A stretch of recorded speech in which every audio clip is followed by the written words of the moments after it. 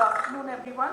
I will be presenting on intraocular inflammation following intravitreal faricimab.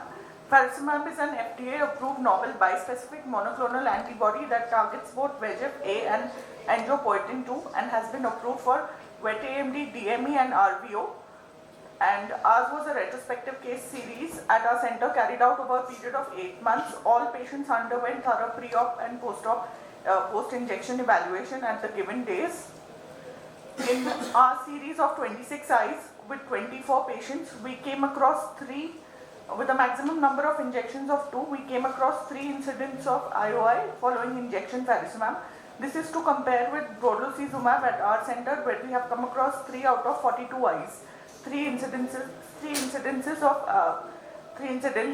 IOI following injection brolucizumab. So coming to the cases of faricimab, 73-year-old male with bilateral IPCV who had received past 10 intravitreal injections in the right eye and showed non-response was switched to faricimab. On 7th day post IVT faricimab, vit cells 1+ were noted and he responded well to treatment with topical prednisolone. There was no evidence of vasculitis or vascular occlusion.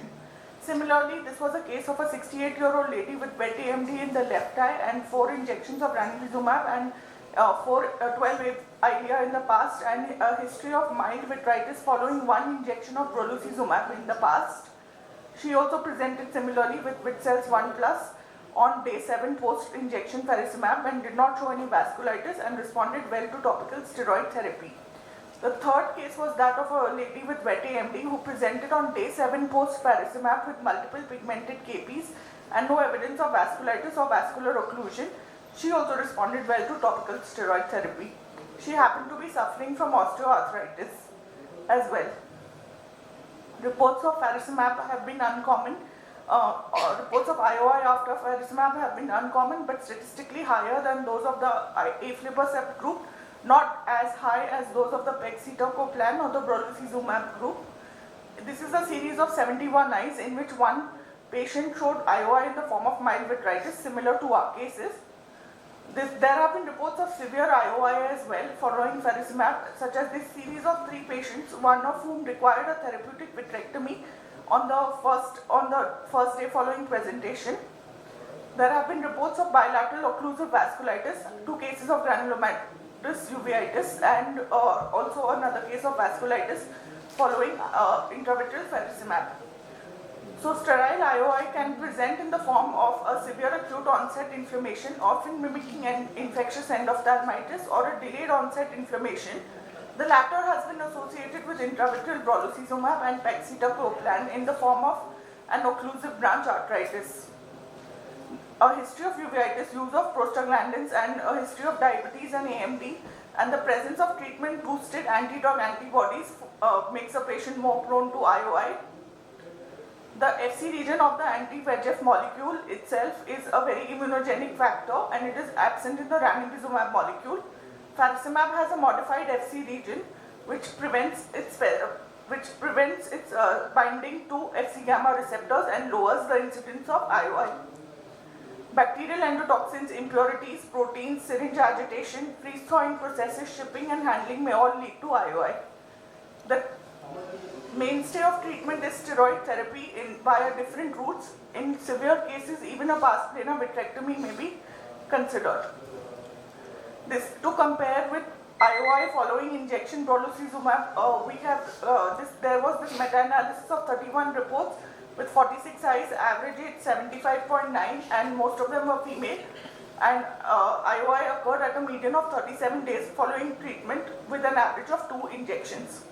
To summarize, at our center following IVT faricimab, we have come across 2 cases with mild vitritis within 7 days post-injection and 1 patient with anterior uveitis on day 1 post-injection. None of them had vasculitis or occlusion and they responded well to treatment with steroid therapy. 1 lady had a history of IOI in the past following single intravitreal brolucizumab. Medication-associated uveitis is a rare side effect of drug administration. Early diagnosis and treatment after disease onset prevents severe visual impairment. There have been few reports for IOI following faricimab, and steroid therapy forms the mainstay of treatment. Thank you. So did any of these patients also have a previous history of uveitis, or did you try to exclude that, because that's a very important factor? There was no history of consider. uveitis, just the one incident of mild vitritis following injection brolucizumab. That was also on day 7. She was not, and after that we switched her back to Eylea because faricimab wasn't available yet. But then we thought of still going ahead with the new molecule as soon as it was available, because there was no response to anything. And the patient with the rheumatoid arthritis, once she developed this reaction, what was the injection that you subsequently gave, and did she get a reaction with that? So ma'am, that was osteoarthritis. She was RA factor negative and Okay. anti-CCP negative because severe osteoarthritis. Although the picture looks similar. Yeah. So The pictures you showed appear yes. to be rheumatoid arthritis. Yes, ma'am. So I think osteoarthritis has no correlation. The No. osteoarthritis would be a very common finding Yes. in this age group. Yes, ma'am. So I don't think that needed to have been Yes, we mentioned. were confused initially when we saw the patient, so we called for her reports. Even we Or thought maybe it was she was a rheumatoid negative rheumatoid, seronegative. yeah, Yes, seronegative Yes, rheumatoid ma'am. arthritis. That could be. Yes, ma'am. When you detected the intraocular inflammation, Sir, at what duration? day 7 for day 1 for the KPs for the third case, and day 7 for both the mild vitritis cases.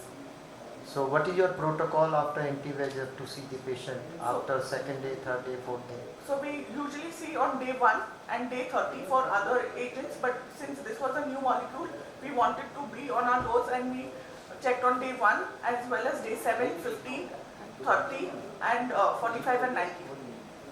So was the patient also symptomatic?